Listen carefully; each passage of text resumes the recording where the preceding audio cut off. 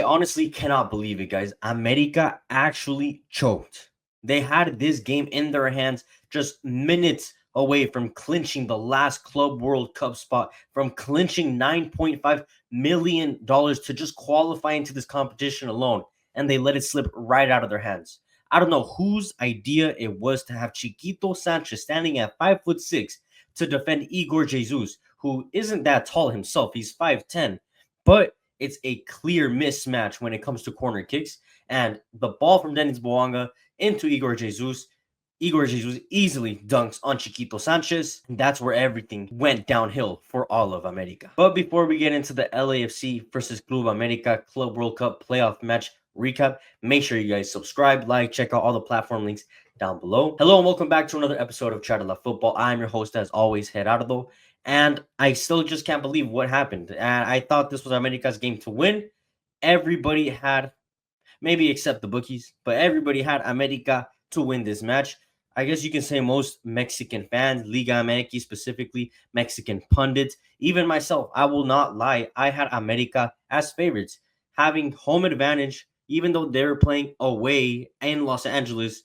Los Angeles is Mexican heavy. All the fans over there are a lot. There are a lot of America fans, and that showed in the stadium today. It was yellow. The whole stadium was almost yellow. A lot of America fans showed out for the club, showed their support since last night at the team's hotel. But today, the players did not show up in the moment they needed to. The most worrying part has to be America's firepower. Right now, we know that they're struggling. It's after this match, it's in a sum of 320 minutes or more that America have not scored from open play. Yes, they scored one goal, but it was from a penalty kick. It was not from open play.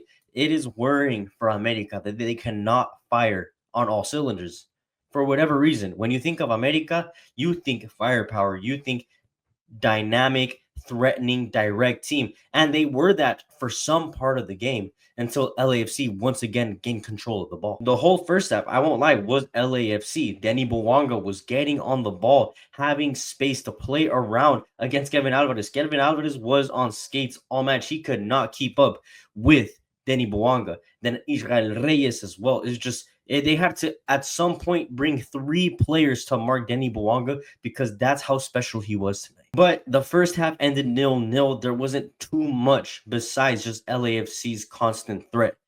But going into the second half, it's a penalty kick that looked like was going to be the deciding factor. A penal for America.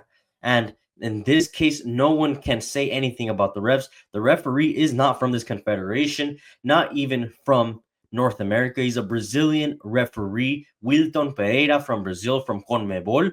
He goes to VAR. Chiquito Sanchez, originally what happens is he gets brought down inside of the box after a shot, and it's Mark Delgado who clips him accidentally on purpose. It doesn't matter. He clips him inside of the box after Chiquito takes his shot. It's a penalty kick, rightfully so, for America, and Brian Rodriguez steps up. But Brian Rodriguez, who when he came on was electric on the left-hand side. He looked like the best player on the field for moments. And when he took that penalty kick, of course, he slots it down, right down the middle, the safe spot, the safe choice.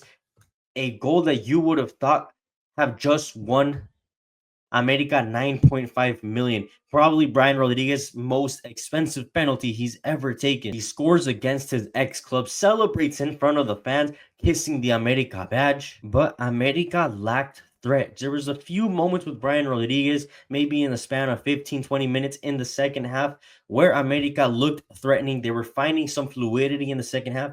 But once that goal happened, LAFC woke the fuck back up because they needed to. It was Denis Bouanga to spark everything. From a set piece, a corner kick, very similar to what we saw in Toluca. A set piece, a corner kick to get the first goal against this America team.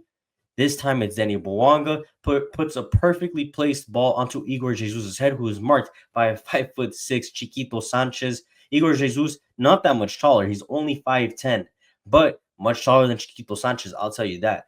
Dunks right on him and goes past Malagon, who had been pretty spectacular through the night, but could not stop that goal. in the 89th minute. And that's when the pendulum swung the complete other direction. The stadium was in favor of LAFC. And then LAFC players, LAFC fans started to believe. America fans were starting to worry. You can feel the nervousness in the stadium. You could see it on the faces of the America players. They were starting to get nervy. After that, it was the Denny Bouanga show. On the left-hand side, was not scared to go out. Whoever was in front of him. 3 players had to mark him. Kevin, Isra, Ramon. No one could stop him. And I loved exactly what Giroud was doing. While he wasn't that amazing, we know Olivier Giroud, since he came to LAFC, hasn't been in great goal-scoring form. Keep in mind, he is 38, 39 years old. He is up there in age. But what he offers on the ball, off of the ball, his movements, his presence alone, a world class, well, at some point was a world class striker, but his hold up play specifically was spectacular today. And that is exactly how LAFC found their second goal, the winning goal, the $9.5 million goal to clinch that final Club World Cup spot. It was a flick from Denny Bouanga into Giroud. Giroud, I'm not sure if he meant to leave it for Denny Bouanga, but it falls perfectly for Denny Bouanga, who smacks it with everything that he could to see what can come out of it. It goes through the player. It hits the leg of an America defender and then goes past Malagon, who could not guess where the deflection was going. And yeah, the stadium went crazy. It was the winning goal for LAFC. For MLS, this is a good sign. You are making progress. You have another MLS team in the Club World Cup. And I think it's the team at the end of the day who deserves it the most. If it wasn't Club Leon, it was the team that lost to Club Leon. It was LAFC. They deserve it. They should have been automatically going if it wasn't Club Leon, because we already know the whole multi-property ownership problems that they've been dealing with.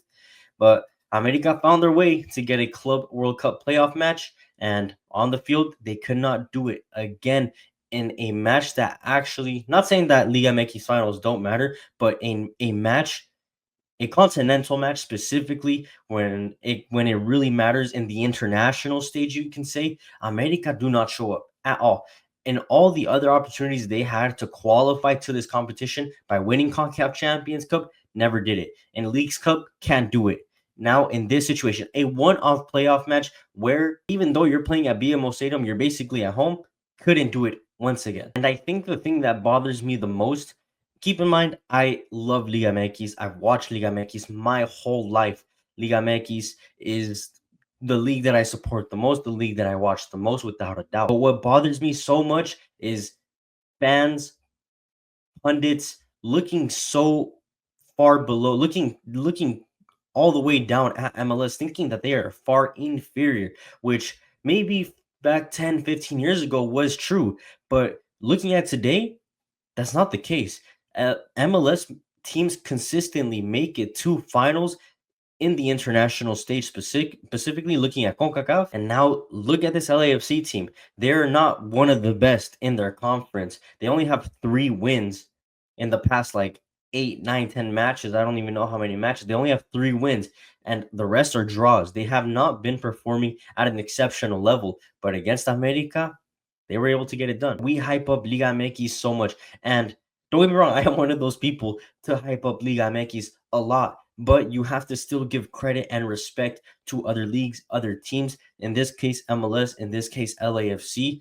A lot of people thought that this was going to be an easy game for America, that this was going to be no problem, that this was going to be a walk in the park for America to qualify. It's going to be an easy $9.5 million to get and add it to the bank. But it wasn't like that for America. They struggled most of the match, specifically against Denny Bouanga. But oh my God, I cannot get over that performance.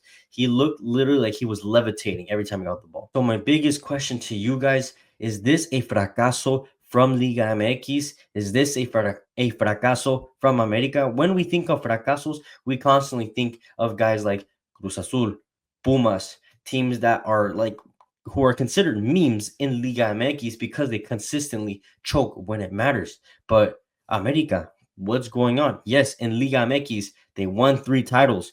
But if you are the best in Mexico and consider yourselves as one of the best teams in the continent, why aren't you able to beat a mid-table LAFC team. I don't want anybody on here to say, well, LAFC had the advantage. They were playing at home. Nah, bro. Go watch the footage from the stadium. Go look at videos of people at that stadium. It was half and half, if anything, or more America fans than LAFC fans in that stadium. Another chance at international glory, the literal last chance to qualify to the Club World Cup, and it was given to America, just like Jardines. Literally, Jardines said this in his press conference. It's like it came from the sky, this opportunity. It was planted right into their hands. All they had to do was hold on to that 1-0 result, and they were in, and they choked. So to me, this is a fracaso from Liga MX, from Mexican clubs, from America specifically. They choked. We have another big final tomorrow against another MLS club. This time it's Cruz Azul versus Vancouver Whitecaps in the CONCACAF Champions Cup final. This obviously would qualify them into the next Club World Cup, which would be in 2029. But can Cruz Azul do it, or will Cruz Azul humiliate Liga MX even more? Because if two Liga MX teams struggle to win, or if both these the best Liga MX teams in the past few years in Cruz Azul and America, if both teams lost, if Cruz Azul loses, and now it's two Liga MX teams to lose against MLS teams, we're talking humiliation at that point. Anyways, make sure you guys subscribe, like, check out all the platform links down below. I'll see you guys on the next one. Peace out.